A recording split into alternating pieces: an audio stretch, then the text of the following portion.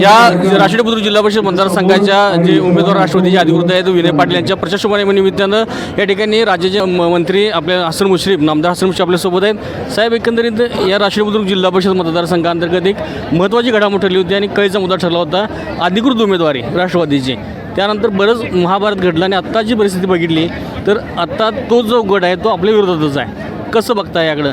नाही, काय झालं होतं की विनय पाटील हे गेल्या 5 वर्षापूर्वी ज्यावेळी निवडणूक झाली त्यावेळी विद्यमान जिल्हा परिषद सदस्य होते. त्यापूर्वी त्यांची आईसुद्धा मातोश्री याही सदस्य होत्या.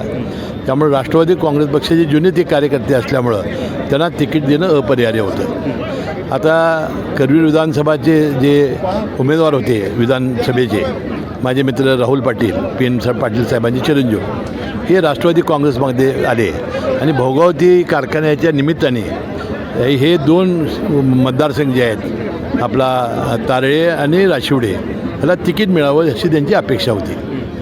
आम्ही म्हटलं की बाबा हे दोन्ही एक अरुण डोंगरेंना तिकीट द्यायचं वचन आम्ही यापूर्वी दिलेलं आहे तुम्ही येण्यापूर्वी.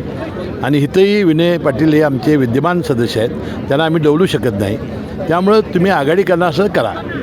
आघाडी न करता ते काँग्रेसमध्ये गेलेले आहेत. त्यामुळं मला फार दुःख झालेलं आहे. वास्तविक त्या पक्षात न जाता त्यांनी एखादी आघाडी करून लढवली असती तर चाललं असतं. ठीक आहे, आता ते निवडणुकीला राहिलेले आहेत. आता आमचे उमेदवार राहिलेले आहेत. आता निवडणुकीमध्ये आता तुम्ही सभा बघितली, एवढी प्रचंड सभा झालेली आहे. मला वाटतं हे तिन्ही उमेदवार प्रचंड मताने विजयी झाल्याचे राहणार नाही. काय फरक पडला असं वाटतं त्या गोष्टीचा? कुठल्या म्हणजे दुबंगलेली राष्ट्रवादीचा काय नाही, आता ते काय राष्ट्रवादीत पूर्वी नव्हतेच ना, आता नव्यानं आले होते. आणि ते राहुल पाटलांच्या आता कालही मी करवीर तालुक्यात त्यांच्या सगळ्या सभेला गेलो होतो. जे घड्याळ चिन्ह ज्यांनी घेतलं आहे तिथं मी सगळीकडे गेलेलो आहे.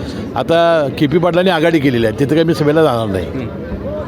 धन्यवाद सर.